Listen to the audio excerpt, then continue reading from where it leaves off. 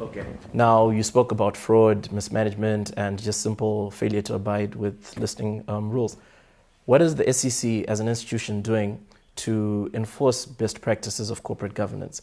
Are you being proactive about it? Can you be proactive about it? Or are you just being reactive in terms of punitive measures? Yeah. I think when you look at the Securities and Exchange Commission, we are the front, we license anyone who transacts or trades in the capital markets. Right? So those people must meet our licensing requirements. And in that licensing requirements, we are very strict on the sort of corporate governance that we expect. Yes, we do appreciate that the world is dynamic, that the markets are dynamic and things are changing. And as a result of that, we do engage with all our licensed players on how best they should be structured. So we insist on certain things, compliance officers, there being a board, there being a segregation of duties and functions and so forth, independence of the boards, those sort of things. So from that point of view, as far as our licensees are concerned, we have no problem there. I think we are fully much on top of the situation. By extension, we are also regulators of the issuers of securities, so those listed companies. Now I would say that there's a little bit more to be done.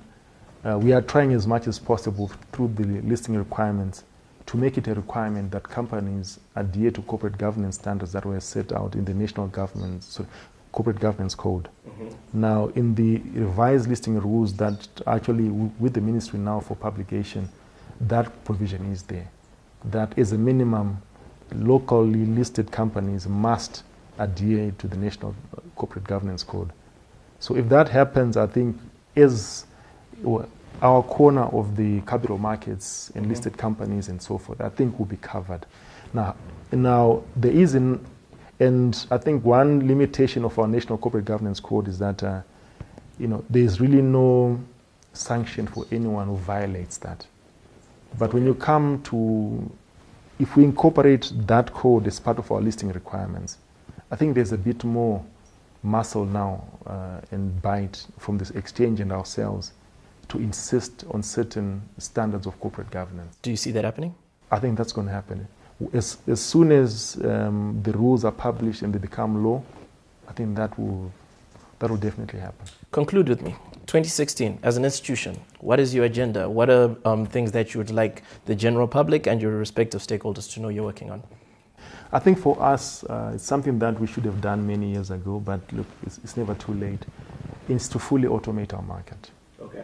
Right. A lot of the things that we talk about, the deficiencies, the lack of, advancement of our market, can all be traced back to the fact that we are still trading in an environment that I think is out of place in the modern world. What do I mean by that? Last year, you may have heard that we launched a CSD and the exchange itself launched their automated trading system. Yes. Now, for you and me, for anyone who wants to trade right now, nothing has really changed. So I'm talking of a situation whereby any investor, no matter where they are, should have access to the entire trading environment, maybe on their phone, on their iPad, or on their laptop. That they should actually be able to now place orders, sell their shares online. When that happens, I think our job as the main regulator of the capital market becomes easier. The price discovery mechanisms, I think, for any security also becomes much, much better. And the transparency. So that is really, for me, my main goal this year, that if we can achieve that, we also, in a way, achieve a lot of our own objectives of investor protection. Gotcha. Yeah. Mr. Chinamo, thank you so much for your time, and we hope to stay in touch with you as the year goes by and you inform stakeholders on Millennials what your institution is doing. Oh, thank you. That was good. All right. Thank you for tuning in to Millennials Zimbabwe, where we're talking capital markets regulation with the SEC President, Chief Executive, Mr. Tafazwa Chinamo. Again, it's a continuous conversation. Log on to the website on the ticker below and stay in touch.